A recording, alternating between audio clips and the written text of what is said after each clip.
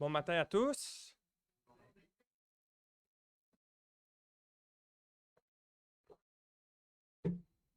Donc, sans plus tarder, je vous invite à ouvrir dans vos Bibles à Éphésiens, chapitre 2.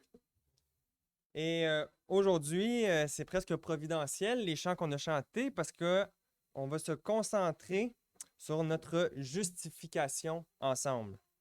Donc, ça va être le verset 8 et le verset 9. Donc, Éphésiens chapitre 2, versets 8 et 9. Et le titre de cette prédication est Sauvé par grâce au moyen de la foi.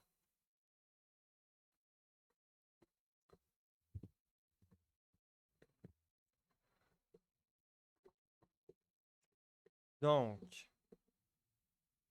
Éphésiens 2, versets 8 et 9. Donc, je lis. Car c'est par la grâce que vous êtes sauvés, par le moyen de la foi. Et cela ne vient pas de vous, c'est le don de Dieu. Ce n'est point par les œuvres, afin que personne ne se glorifie. Prions. Oui, Seigneur, comme me le rappelait mon frère ce matin, on doit t'adorer, Seigneur. Et Père, je te prie que tu puisses utiliser ce texte pour augmenter notre joie en toi et notre allégresse en ton salut. Oui, Seigneur Dieu, je te demande d'édifier ton peuple ce matin par ta parole. Seigneur Dieu, je pense à ceux surtout qui souffrent, qui sont peut-être déprimés, lassés ce matin, fatigués. Viens nous réconforter par ta grâce. Seigneur, c'est notre plus grand besoin de grandir dans notre appréciation et dans notre contentement de ta grâce. Oui, Seigneur, voudrais-tu, par ton Esprit Saint, venir te glorifier en mettant en nous une sainte paix, de savoir que tous nos péchés sont expiés et pardonnés par ton Fils Jésus-Christ, et cela au moyen de la foi. Voudrais-tu venir ancrer ça solidement en nous et qu'on puisse vivre nos vies, notre quotidien comme des enfants de Dieu justifiés devant ta sainte face. Oui, Seigneur, bénis-nous ce matin par ta parole en Christ. Amen.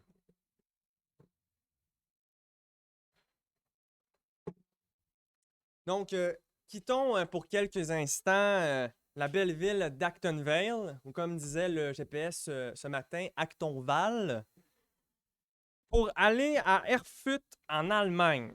Et on quitte l'an 2023 pour aller en l'an 1505.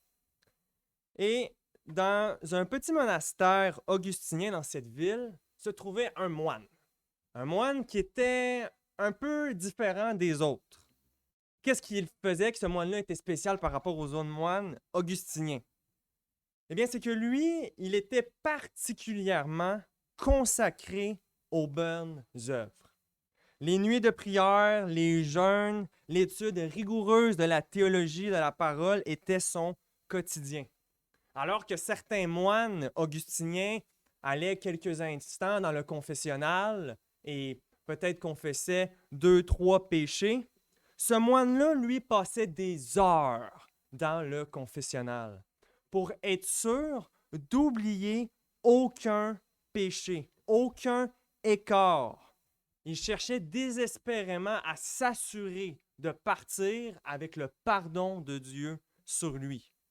Parce qu'en effet, la théologie catholique enseigne que si une personne qui reçoit le salut par le baptême commet ce qu'on appelle un péché mortel, donc ça c'est il y a plusieurs catégories, il y a plusieurs conditions pour que ce soit un péché mortel, c'est un péché très grave qui nous fait sortir du salut.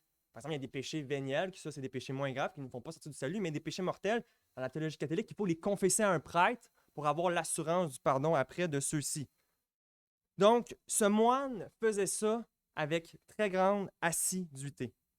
Mais malgré tous ses efforts pour aller continuellement confesser ses péchés, ce moine-là était continuellement tourmenté par ce péché. qu'il avait. Hein, il avait l'impression que ses péchés étaient impossibles à expier. Il raconte même plus tard qu'il se réveillait la nuit et il criait « Mon péché, mon péché ». Ce moine, ensuite, poursuivra un doctorat en théologie. Et comme docteur en théologie, il se dirigea vers faire un commentaire qu'il devait écrire sur l'Épître aux Romains. Et c'est l'historien Bernard Cotteret, dans son livre Histoire de la Réforme protestante, qui remarqua qu'il y a eu une évolution claire dans la pensée de ce moine quand il a commenté ce verset, qui est Romains 3, versets 23 à 24. Car tous ont péché et sont privés de la gloire de Dieu, et ils sont gratuitement justifiés par sa grâce, par le moyen de la rédemption qui est en Jésus-Christ. Voici ce que dit ce moine allemand au sujet de ce verset. C'est une erreur de croire que ce mal, en parlant de notre péché, puisse être guéri par les œuvres, puisque l'expérience prouve que malgré toutes les bonnes œuvres, cette convoitise du mal subsiste et que personne n'en est exempt, pas même un enfant d'un jour. Mais telle est la miséricorde divine, que bien que ce mal subsiste, il n'est pas compté comme péché à ceux qui invoquent Dieu en lui demandant avec larmes leur délivrance. Ainsi, nous sommes pécheurs à nos yeux, malgré cela, nous sommes justes devant Dieu par la foi. OK, j'arrête le suspense inutile. Bien évidemment, ce moine-là, c'est Martin Luther qui a écrit ça. Initiateur, pour ceux qui ne le savent pas, de la réforme protestante. Et cette vérité qu'il a découverte, par rapport à la justification, c'est-à-dire qu'il voyait qu'il pouvait être sauvé par la foi à travers le texte de l'Épître aux Romains, ça l'a complètement changé sa vie. Hein? Cette vérité qu'il a découverte a resté pour toujours avec lui et a marqué son ministère. Et Martin Luther a étudié ce sujet-là, non pas pour faire volontairement polémique et faire parler de lui dans l'Empire allemand. Comme le dit l'historien Émile Léonard dans son livre Histoire générale du protestantisme, ce qui importe à Luther de 1505 à 1515, ça c'est la période de formation théologique de Luther, hein, là où est-ce qu'il va faire ses 95 thèses, puis les clouer, c'est en 1517. Donc il se forme en théologie, il essaie de comprendre, il grandit dans sa compréhension des Écritures. Mais Léonard dit, ce qui importe à Luther de 1505 à 1515, ce n'est pas la réforme de l'Église, c'est Luther, l'âme de Luther, le salut de Luther. Cela seul. Et s'il y a bien une question dans la vie dont on doit être certain d'avoir une réponse bonne et sûre, c'est la question: comment est-ce que moi, un pécheur, je peux être pardonné de mes péchés? C'est cette question-là qui a conduit Luther à persévérer comme ça dans l'étude de la parole de Dieu jusqu'à temps qu'il trouve la réponse. Et ici, dans notre texte de ce matin, Paul nous donne une réponse claire et sans ambiguïté. Et nous la verrons en 3 points. Premier point, sauvé par grâce au moyen de la foi, verset 8. Deuxième point, un salut centré sur la gloire de Dieu, versets 8 à 9. Et troisième point, qui est une question, est-ce que cette doctrine est une invention de la réforme, c'est-à-dire la justification par la foi seule? Donc, commençons par le premier point. Sauvé par grâce au moyen de la foi. Donc, premièrement, Paul, il commence par nous dire qu'on est sauvé. Et là, la question se demande, c'est sauvé de quoi au juste? De quoi est-ce que l'Évangile nous sauve? Eh bien, l'Évangile nous sauve de la propre colère de Dieu envers nous. Une colère méritée à cause de nos péchés. Hein, si Dieu ne serait pas intervenu pour sauver quiconque, ici, toutes les personnes dans cette salle, et moi le premier, irions en enfer pour toujours. Romains 2, verset 5. Mais par ton endurcissement et par ton cœur impénitent, tu t'amasses un trésor de colère pour le jour de la colère et de la manifestation du juste jugement de Dieu. C'est un juste jugement de Dieu. Et là, ça choque un peu les oreilles de notre culture. Et ça, même nous, en tant que chrétiens, quand on entend parler de l'enfer, ça vient nous chercher quelque chose un peu au fond de nous. La théologie populaire, dans notre culture, veut dissocier l'amour de Dieu et la justice de Dieu.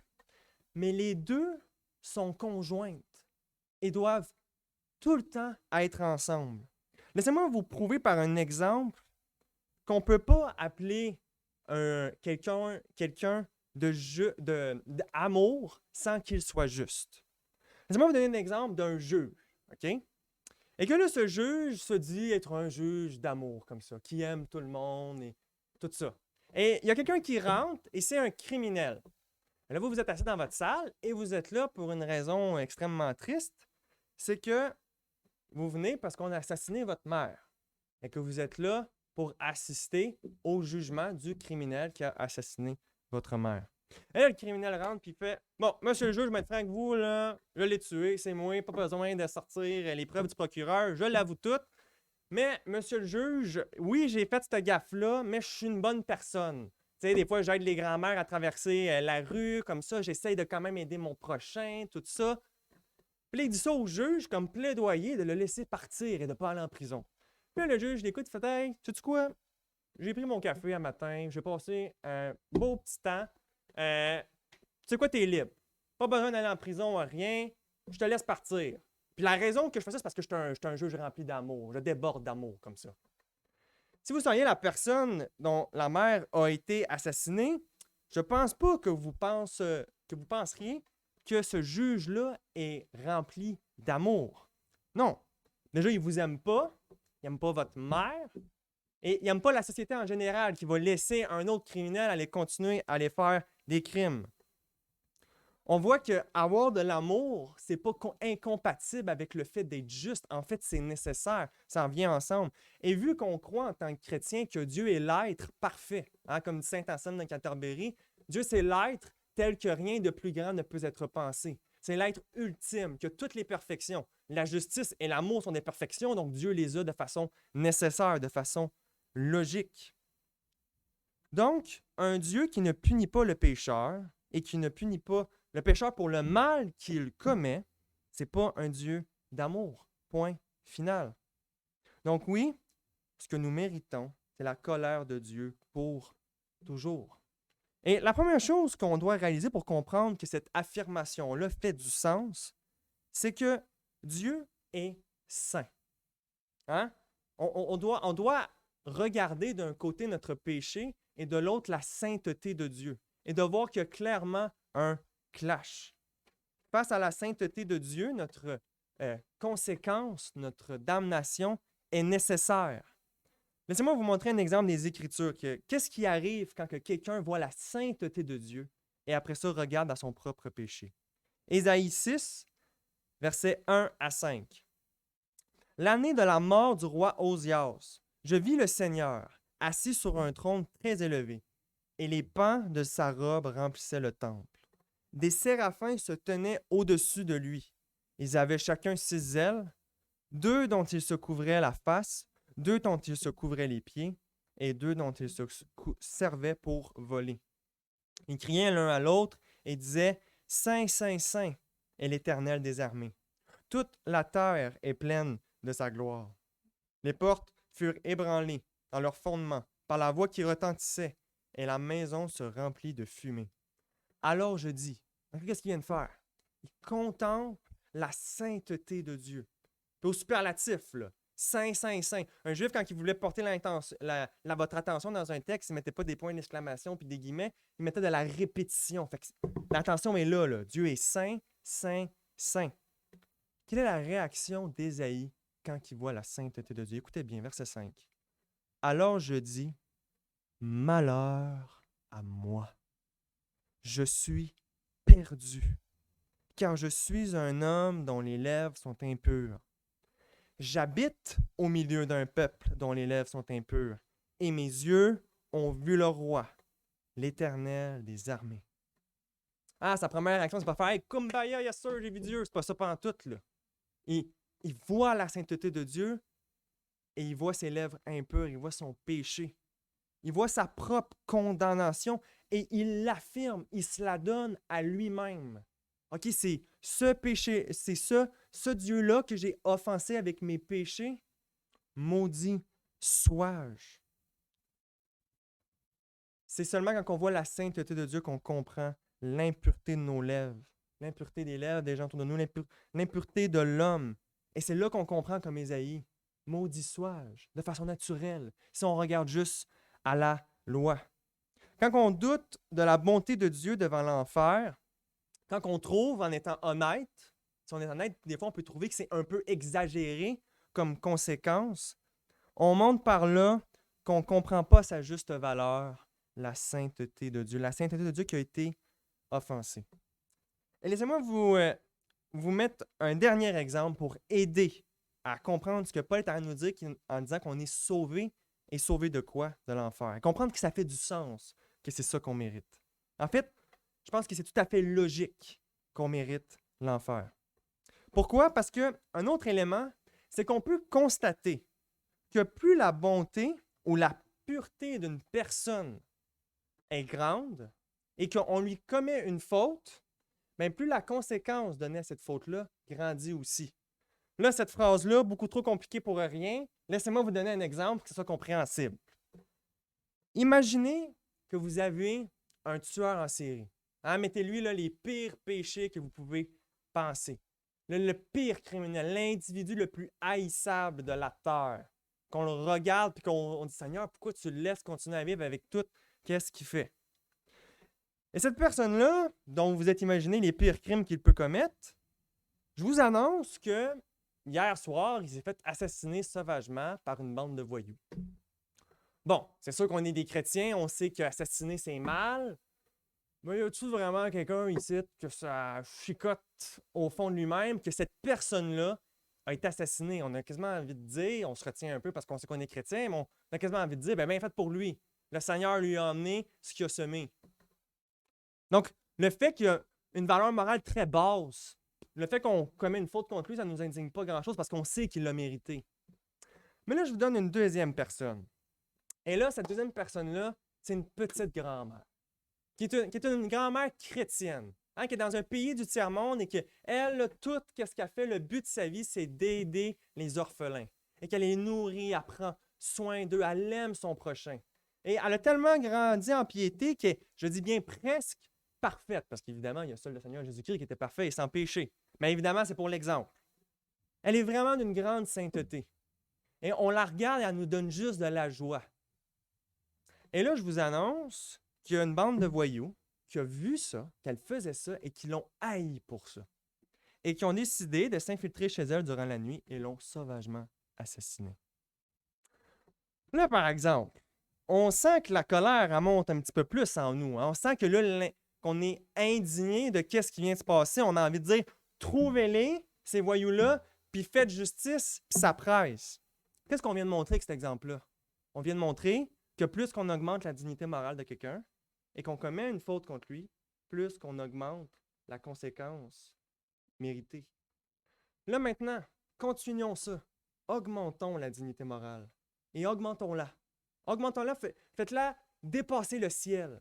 Puis là, vous allez dépasser le ciel, là, continuez jusqu'au fin fond de l'univers, puis faites dépasser l'univers visible, puis allez encore à l'infini, de façon tellement grande que l'intellect humain n'est même pas capable de le comprendre dans son entièreté. Eh bien, telle est la dignité morale de Dieu. Donc là, qu'est-ce qu'on vient de voir? C'est que plus qu'on augmente la dignité morale, plus qu'on augmente la conséquence. Fait que là, on a augmenté la dignité morale à l'infini. Fait que qu'est-ce qui arrive avec la conséquence? Elle va vers l'infini aussi. Bien évidemment, la parole montre qu'il y a différents châtiments en enfer, dans le sens que ce n'est pas tout le monde qui va avoir les mêmes souffrances, mais ça va être proportionnel aux péchés qu'ils vont avoir fait, et ces souffrances-là vont être éternelles. Donc, c'est logique, l'enfer. Ça fait du sens. Quand on comprend qui est Dieu, on est capable de déduire logiquement qu'est-ce qu'il y en est pour nous, connaissant qu'on est pécheurs. Donc, la dernière chose que cette grand-mère-là méritait, c'était qu'on l'assassine après tout ce qu'elle avait fait. Eh bien, Dieu, qui est bon envers les pécheurs, qui leur donne la nourriture, leur donne un toit, leur donne une voiture, qui leur donne des mariages, qui leur donne des temps entre amis, qui leur donne des activités à faire en dehors du travail, qui leur donne du sport, qui leur donne des films, qui leur donne de la nourriture, qui leur donne plein de choses qui remplissent leur cœur de joie. Ce Dieu-là, qui, en plus de tout ça, a envoyé son Fils Jésus-Christ aux yeux du monde pour dire n'importe qui veut venir à moi, croyez en lui, puis je vais tout vous pardonner, puis je vais tout prendre vos péchés, je vais les mettre sur lui.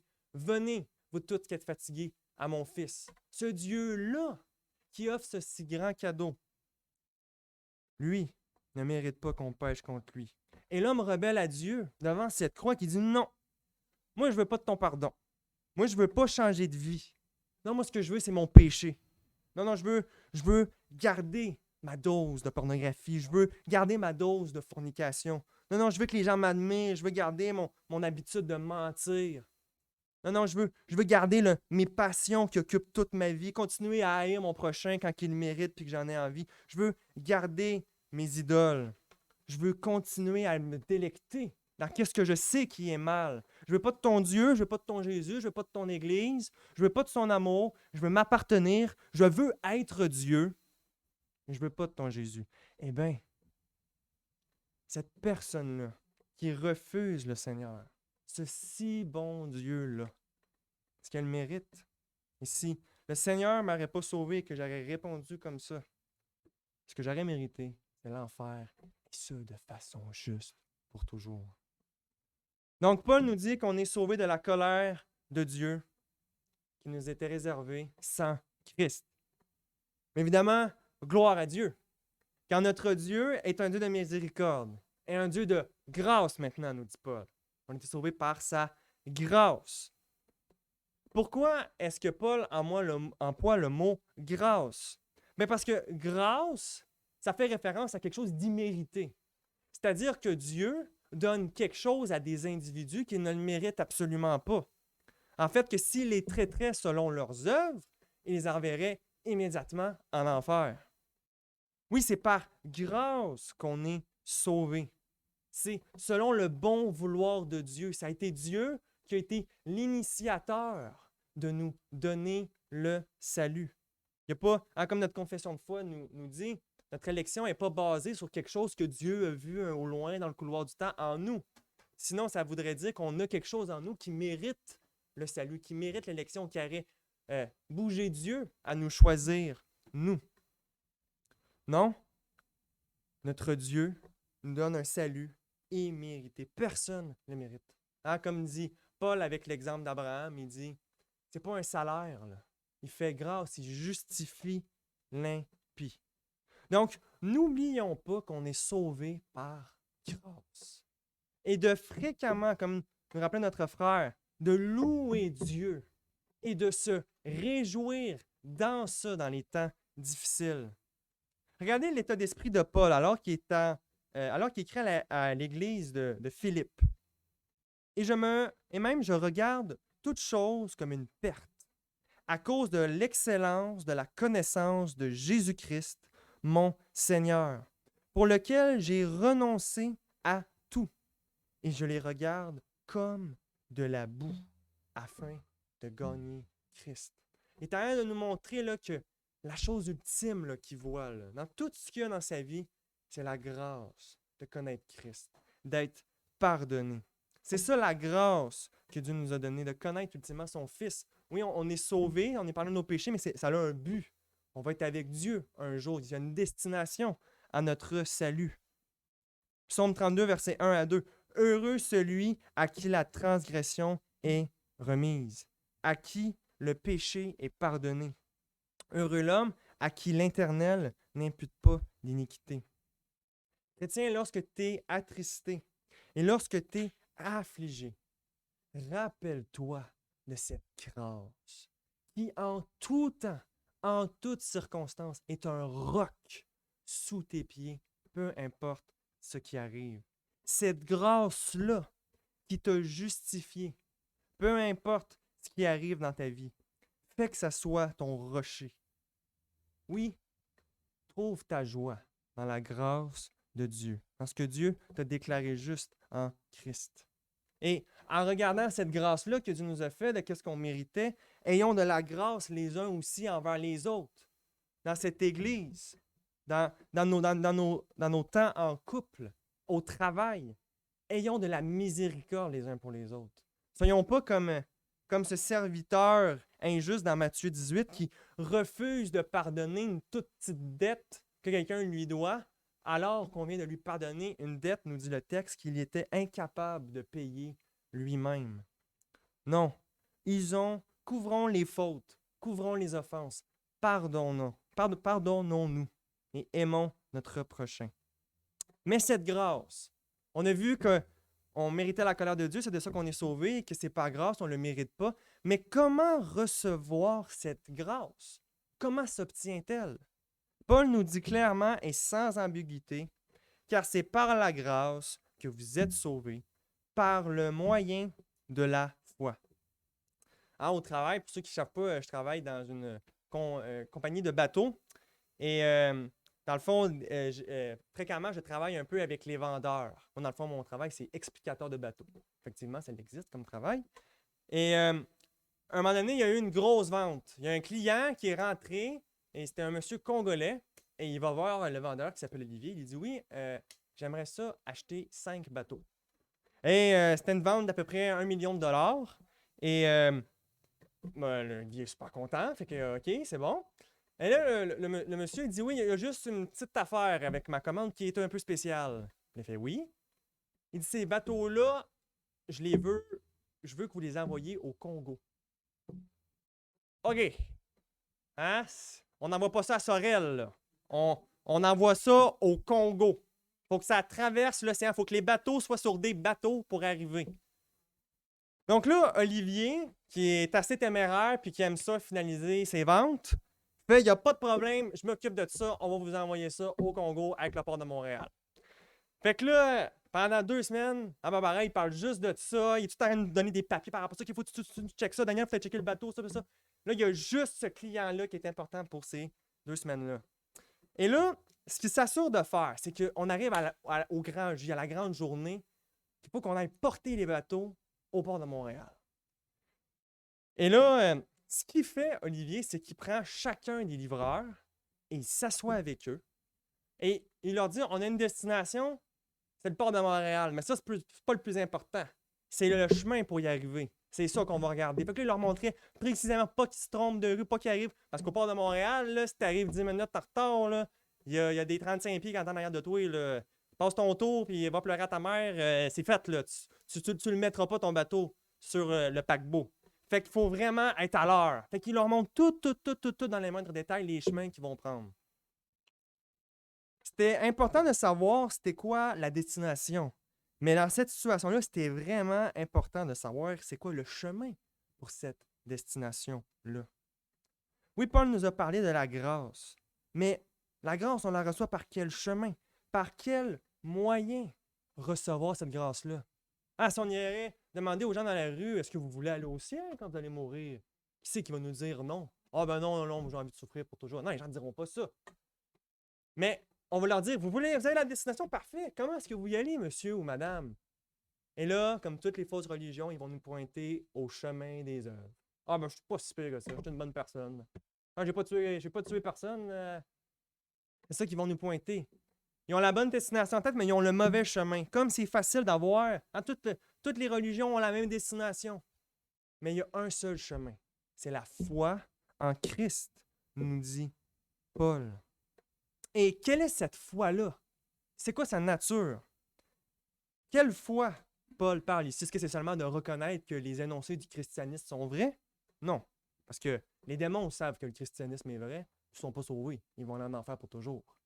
Ce qu'il faut avoir, c'est une sainte confiance en Christ pour sauver notre âme. C'est ça la foi dont Paul parle ici. C'est-à-dire, comme le chant le disait tout à l'heure, de regarder à la croix et se dire, c'est suffisant, c'est beau, je le vois là. Mon sauveur en croix est mort, ma faute est expiée, mon péché est pardonné. Donc, Paul nous montre que l'homme fait erreur quand il veut emprunter quelconque autre chemin que la foi pour être sauvé. Est-ce qu'il veut utiliser les jeûnes, les prières, les pèlerinages? ou le baptême, Paul ne donne pas cette opportunité-là, cette possibilité-là. Il nous pointe à un élément pour être sauvé, la foi. C'est ce moyen-là qui donne à quiconque de recevoir la grâce, qui justifie l'impie, c'est-à-dire qui déclare juste le pécheur. Deuxième point, un salut centré sur la gloire de Dieu.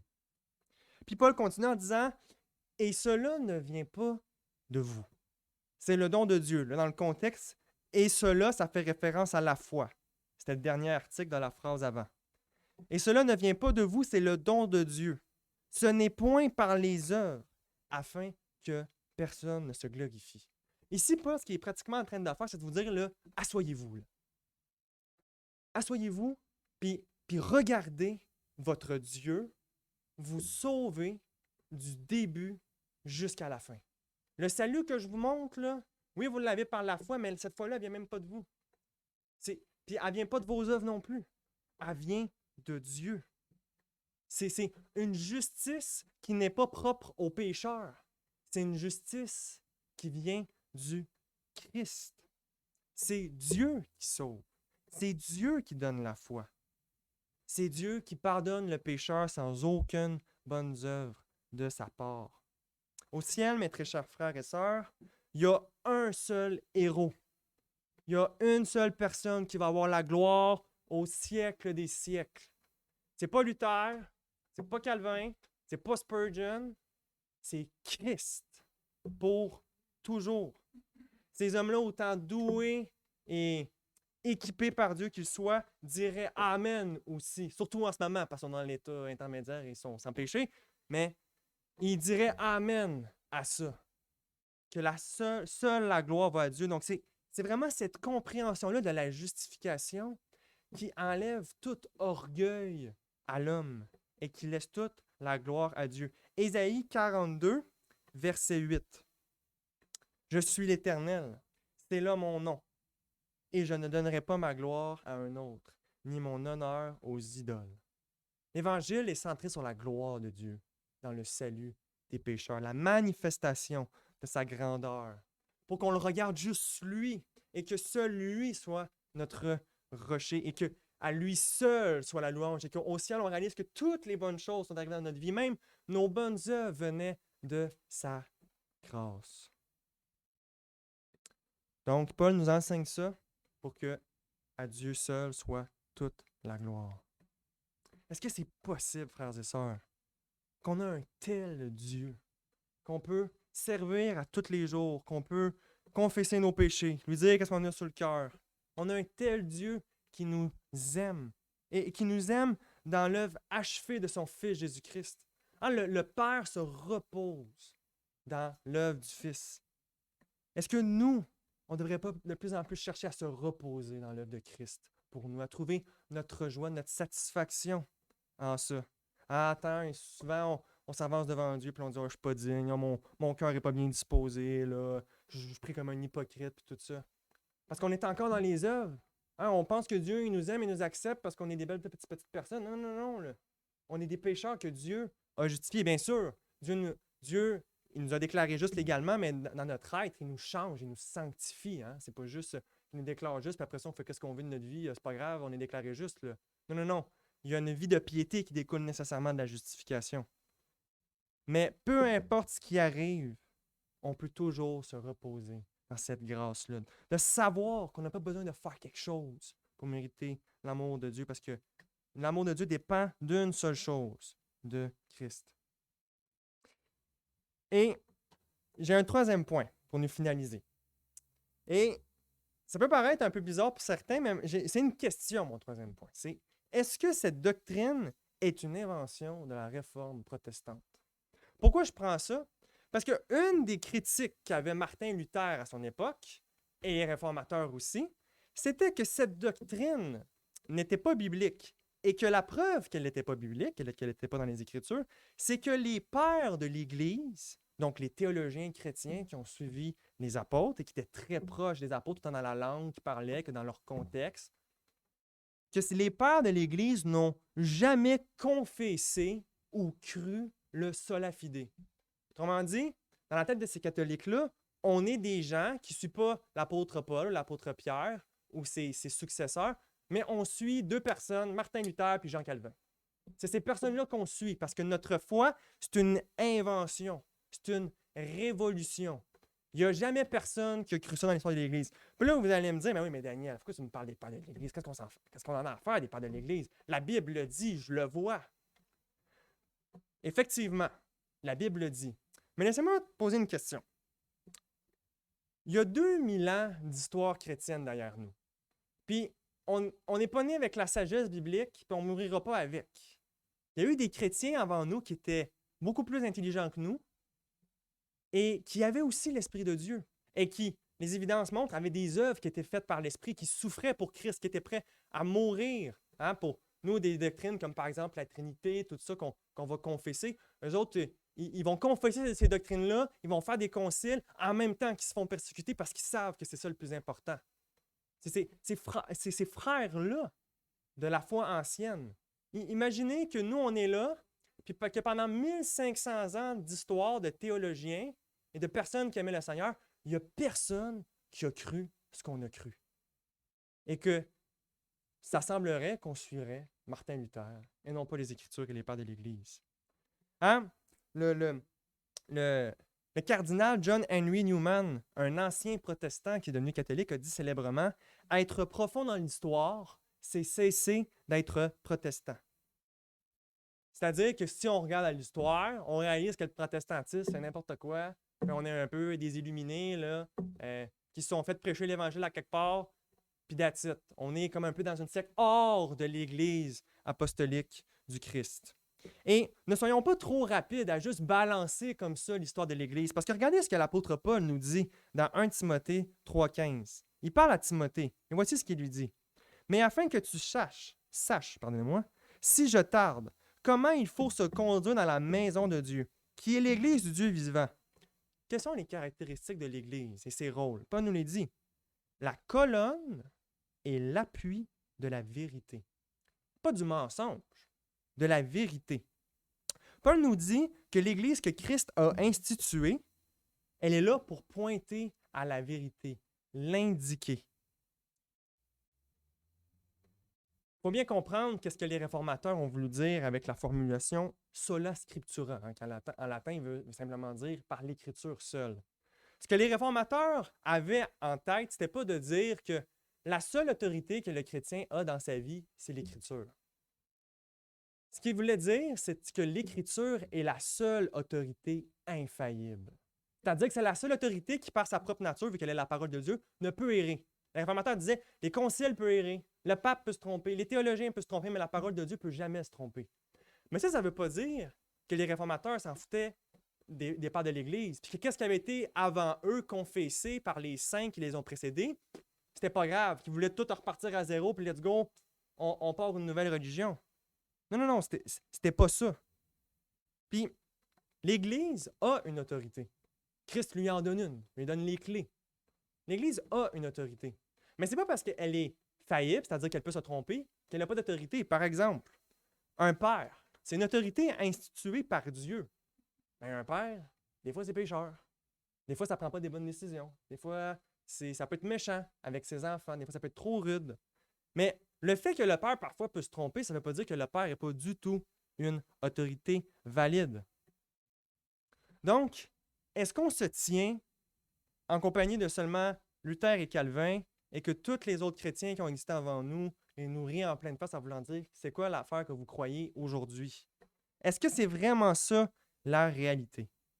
Et ce que j'aimerais faire avec vous, c'est vous montrer que ce qu'on croit, c'est ce que le Seigneur, par sa grâce, a préservé aussi dans son Église, dans les personnes qui étaient proches des apôtres, dans les pères de l'Église. Ce qu'on voit dans les pères de l'Église, c'est notre foi réformée. Et c'est important de comprendre ça avant que je cite quelques citations. C'est que les réformateurs, eux autres, tu sais, comme mettons nous autres, quand on veut apprendre un peu sa théologie, il y a tous des pasteurs, des théologiens sur YouTube qu'on va écouter, qu'on va aimer. Tu sais, comme mettons, moi j'aime bien R.C. Sproul, John Piper, Paul Washer, ces gars-là. Je les aime beaucoup. Mais les réformateurs, eux, leur théologien favori, c'était les pères de l'Église. C'était eux qui avaient été avant eux. Donc, les réformateurs, qu'est-ce qu'ils faisaient? C'est quand ils argumentaient pour leur point, pour la réforme, ils citaient les Écritures, et après ça, ils citaient les pères de l'Église pour appuyer qu'il y avait la bonne interprétation des Écritures. Donc là, on a les catholiques d'un côté qui nous disent, là, qu'est-ce que Daniel vient tout de prêcher, là, c'est n'importe quoi, c'est pas dans l'histoire. Regardons si c'est le cas. La première personne que je vais vous citer, c'est un père de l'Église extrêmement important. Il s'appelle Clément de Rome. Et Clément de Rome, pourquoi il est bien important? C'est qu'il a vécu de façon très près des apôtres. Hein, les spécialistes estiment sa mort entre 92 et 99. Et c'est même ce que certains spécialistes proposent, que c'est le Clément dont Paul parle dans Philippiens 4.3. Je vous lis. « Et toi aussi, fidèle collègue, oui, je te prie de les aider, elles qui ont combattu pour l'Évangile avec moi et avec Clément et mes autres compagnons d'œuvre, dont les noms sont dans le livre de vie. » Il y en a qui disent, Paul, qui vient de nommer, là, c'est ce Clément de Rome-là. Hey, imaginez si on pourrait avoir une conversation avec lui, puis lui dire, hey, t'as parlé avec Paul. Puis là, t'as pu lui poser des questions des fois quand tu ne comprenais pas, là. Qu'est-ce qu'il croit, Paul, sur la justification? Lisons ce qu'il dit dans son épître, Clément, qui a écrit à l'église de Corinthe, donc une église qui a été instituée par Paul. Voici ce qu'il leur écrit. À les considérer un par un avec sincérité, l'on découvre la magnificence des dons accordés par Dieu. De Jacob, en effet, sont sortis tous les prêtres et les Lévites qui servaient à l'autel de Dieu. De lui est né, selon la chair, le Seigneur Jésus. De lui sont issus par Judas les rois, les princes et les chefs. Quant au reste des tribus, elles ne sont pas en petit honneur. Suivant la promesse de Dieu, ta postérité sera comme les étoiles du ciel. Tous ont été revêtus de gloire et de puissance, non point par eux-mêmes, écoutez bien, ni par leurs œuvres, ni par la justice de leur conduite, mais par la volonté de Dieu. Et là, il clarifie de plus en plus ce qu'il veut dire. Nous aussi, fait que les chrétiens aujourd'hui, par conséquent, qui avons été appelés en Jésus-Christ par cette même volonté, la volonté de Dieu, ce n'est point par nous-mêmes que nous sommes justifiés, ni par notre sagesse ou notre intelligence ou notre piété, ni par les œuvres accomplies dans la sainteté de notre cœur. Mais c'est quoi d'abord? C'est par la foi.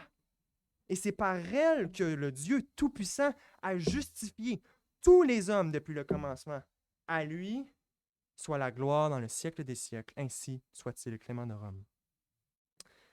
Ça, c'est très important dans le débat catholique-protestant sur comment comprendre les pères. Je vous explique pourquoi. C'est parce que les catholiques, quand ils vont lire Romains 3 ou ce que j'ai cité, eux autres, ils vont penser que les œuvres dont Paul parle, c'est les œuvres de l'Ancienne Alliance, de l'Ancien Testament. Mais certainement qu'on participe à notre justification par les œuvres chrétiennes maintenant. Hein? La loi de Christ, admettons, qu'il pourrait prendre pour faire mention à Galate. Mais Clément de Rome, ici, là, il ne parle pas de tuer une chèvre, là. Il parle des œuvres chrétiennes et qui dit que sur cette base-là, il n'y a personne qui est déclaré juste.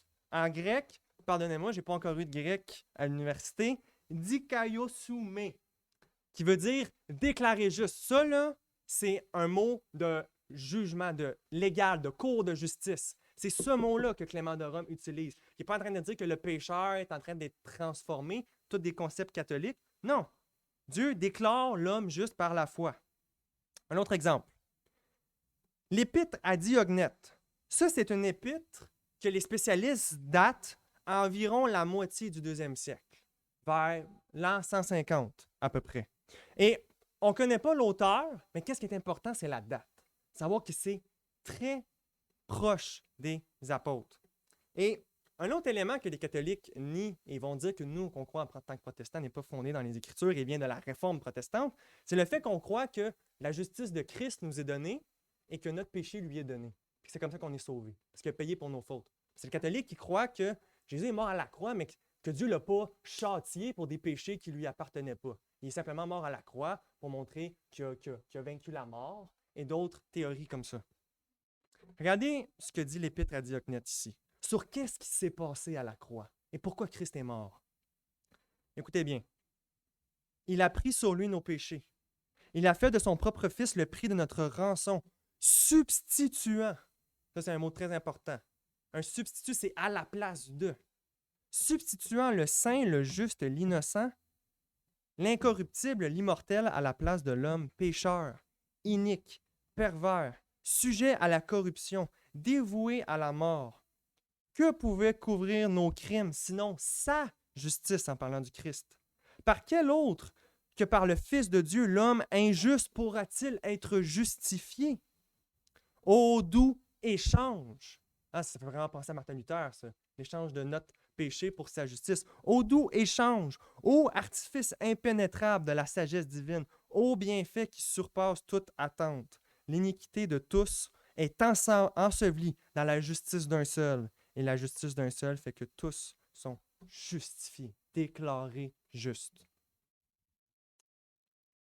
Un autre. Lui, écoutez-vous pas, lui, il est moins long. Les Odes de Salomon. Ça, c'était un recueil chrétien de chants de l'Église apostolique, après les apôtres. Dans le fond, c'était une imitation des psaumes avec Christ continuellement au centre. C'était les premiers cantiques chrétiens. Et c'était très populaire. C'était un peu la théologie populaire. C'est ça que les gens chantaient dans les églises à cette époque. Et ça, encore une fois, c'est daté à environ au milieu du 2e siècle. Dans les années 150, c'est pas loin, là, on n'est pas en 1517 là, avec Martin Luther qui frappe sur l'église de Wittenberg. Là. On est en 150. Regardez ce qu'il dit. Qu'est-ce qu'il croit, cet auteur-là, sur la justification? Il a humilié mes ennemis et m'a justifié par sa grâce. Pourquoi est-ce qu'il t'a justifié? T'as-tu reçu le baptême? C'est-tu parce que tu as fait des œuvres? Est-ce que tu as pris la Sainte Seine? Qu'est-ce qui s'est passé? Il dit, il m'a justifié par sa grâce car j'ai cru au Messie du Seigneur. Et j'ai confessé que c'est lui le Seigneur. Vous voyez, c'est important, ça. C'est pas rien. Ce qu'on est en train de voir, c'est que tout ce qu'on voit dans les Écritures, parce que les réformateurs dans les Écritures, les premiers siècles de l'Église voyaient la même affaire que nous autres.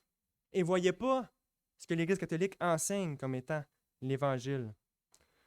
Donc, pour ceux qui sont tannés que je cite des pères de l'Église, désolé, vous allez encore un petit peu pâtir.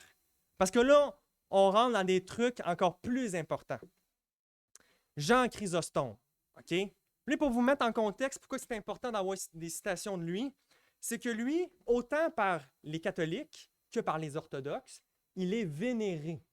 C'est-à-dire qu'ils lui rendent des hommages, ils lui font des prières. Hein, il y a des journées dédiées à lui. Et c'est vu par l'Église catholique comme un docteur de l'Église.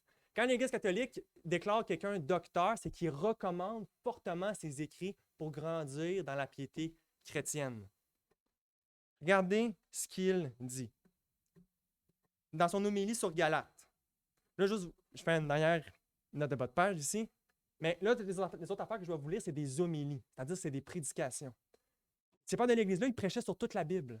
Fait qu'on voyait que déjà à l'époque de cette Église-là, la prédication au centre du culte dominical et la parole de Dieu prêchée au peuple de Dieu, c'est des choses que les pères faisaient. C'est comme ça qu'ils faisaient leur traité théologique, c'est en expliquant la parole de Dieu au peuple de Dieu. OK, je lis. Ça, c'est sur son homélie sur Galates. C'est tiré de son commentaire sur Galates. La loi, dit-il, n'exige pas seulement la foi, mais aussi les œuvres, tandis que la grâce résultant de la foi sauve, justifie. La grâce qui résulte de la foi, ça sauve, ça justifie. Avez-vous remarqué, là il parle de Paul dans Galates, avez-vous remarqué comme il a prouvé que ceux qui s'attachent à la loi se trouvent par l'impossibilité où ils sont de l'observer exactement sous le coup de la malédiction? En blanc, ils ne sont pas capables d'obéir à la loi. Sur Romains maintenant. Voilà qu'il appelle la foi une loi, adoptant volontiers ces dénominations pour écarter toute apparence de nouveauté. Regardez bien ce qu'il dit. Or, quelle est la loi de la foi? Le salut par la grâce. Ici, il fait voir la puissance de Dieu qui non seulement a sauvé, mais justifié, le même mot que Paul, déclaré juste, mais a justifié, mais procuré des motifs de gloire, et cela sans les œuvres, et ne demandant que la foi. Ici, littéralement, en grec, c'est la foi seule. C'est ça qui est traduit littéralement. Un dernier de Chrysostome. Après ça, je passe à un autre père de l'Église. Encore sur Homélie sur Romains. Que voulait la loi? Où tendait chaque précepte? À rendre l'homme juste, évidemment. Mais elle ne put réaliser cette œuvre. Tous ont péché, avons-nous vu. La foi survient et fait ce que la loi n'avait pu faire, car on est justifié dès qu'on croit. Pour Jean Chrysostome, quand quelqu'un met sa foi en Christ, il est justifié, boum, c'est fini. À ce moment-là. Comme à cette grâce de la justification doit nécessairement succéder une vie vertueuse, déployons un zèle en rapport avec ce don. C'est exactement ça qu'on croit. Hein, tu es justifié, il faut qu'il y ait des fruits qui découlent de ça. Comme ça dit dans l'Épître de Jacques, et comme Luther disait, que la foi sans œuvre est morte, que les œuvres ne justifient pas, mais que notre foi qui nous justifie, elle est remplie d'œuvres et agit par les œuvres.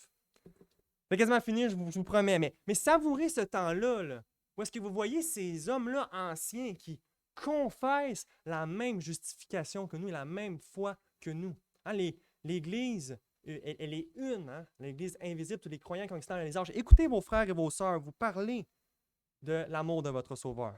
Ensuite, encore un autre. Il m'en reste combien, là? Je pense qu'il en reste deux après ça. Pierre Chrysologue, OK? Lui, il est mort en 450. Encore une fois, docteur de l'Église catholique. Voici une partie de son sermon sur la femme qui avait des écoulements de sang et qui fut guérie seulement en touchant Christ. Qu'est-ce qu'il dit? Qu'est-ce qu'il dit que Christ nous enseigne par ça? Il dit, que dire d'autre? Par l'exemple de cette femme, le Christ a enseigné comment la foi seule profite à la totalité du salut. Je vais vous le lire en latin. Écoutez-vous pas, je ne parle pas latin. Dites-moi s'il y a un mot qui vous fait penser à quelque chose. Cam fides sola totam proficiat ad salutem. Fides sola. Sola fide. Martin Luther ou Pierre Chrysologue en 450? C'est Pierre Chrysologue en 450. Oh oui, c'est une invention. On n'a aucune trace de ça dans les pères, bien évidemment. Théodoret de Cire. Lui, c'est un élève de Jean Chrysostome, OK? Et on voit, il a bien écouté les cours de son maître. Sur Éphésiens 2.8, le texte qu'on a vu ce matin, voici ce qu'il dit. Ce n'est pas de notre propre chef que nous avons cru, mais nous sommes venus à la foi après avoir été appelés. Hein, les catholiques aussi, ce qu'ils vont dire, c'est que le calvinisme aussi, c'est une invention. Les pères ne croyaient pas que la foi, c'était un don de Dieu irrésistible et qu'on persévérait jusqu'à la fin. Mais là, on le voit clairement ici que c'est ça qui enseigne. Et même lorsque nous avons cru, il n'a pas requis de nous la pureté de vie, mais approuvant la simple foi, Dieu nous a accordé le pardon de nos péchés. Encore une fois, en grec, c'est moné ten pistin, par la foi seule. Dans son commentaire sur Romains, justifié gratuitement par sa grâce, par la rédemption qui est dans le Christ Jésus, en apportant la foi seule, nous avons reçu le pardon des péchés, puisque le Christ Seigneur a offert son propre corps comme une sorte de rançon pour nous. C'est lui que Dieu a établi comme propitiatoire par son sang, efficace par la foi.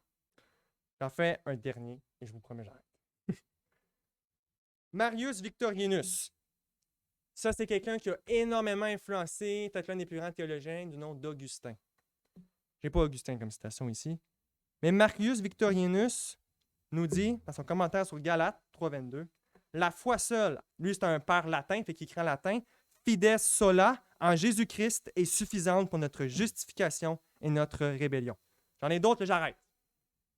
Le point de tout ça, c'est de... Oui, on a vu que bibliquement, c'est tellement évident que c'est la justification par la foi seule. Mais on n'est pas là des illuminés là, qui sont partis de nulle part, qui sont complètement partis à la dérive de l'histoire chrétienne. Non, on suit ce que les réformateurs ont voulu faire. Chris Castanlo et Brad Licton, c'est la dernière citation, ont écrit une série d'articles, ça s'appelle « Ces protestants qui deviennent catholiques » et traduit par le site Par la foi, en pensant à toutes les citations que je viens de nommer, ça vient de Maxime Georgel, là, sur le site Par la foi. C'est des citations que lui a trouvées des pères, c'est pas les miennes. La chose suivante sur les réformateurs. Les réformateurs ne lançaient pas une révolution, comme si des concepts théologiques tels que la foi et la grâce étaient d'étranges ajouts à la vie de l'Église. Ils étaient des radicaux, au vrai sens du terme, remontant aux racines de la foi chrétienne historique, telle que promulguée par les apôtres et les plus grands-pères de l'Église. Alors, chrétiens, voyez la clarté de votre justification. La parole vous le dit. Les pères vous le disent.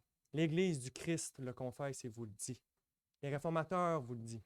Et Christ vous le dit. Pourquoi je vous ai tout parlé de ça? Ce n'est pas juste pour remplir votre tête, c'est pour vous asseoir solidement dans la justification par la foi seule. Le juste, comme dit Habakkuk, vivra par la foi. Prions. Seigneur, à toi toute la gloire. Nous, de simples pécheurs, tu nous révèles toutes ces vérités te concernant, Seigneur. Qu'est-ce qu'on mérite sinon ta colère? Mais toi, tu nous donnes la grâce de connaître ton Fils, d'être pardonné. Comme dit le psaume, heureux celui dont tu ne retiens pas l'iniquité. Seigneur, merci pour ce pardon en Christ. Merci d'être un Dieu tellement souverain et d'être ce Dieu qui fait le salut du début jusqu'à la fin. Fais-nous grandir dans cet évangile et dans cette appréciation qu'on est aimé par toi sur la base de ton Fils Jésus-Christ.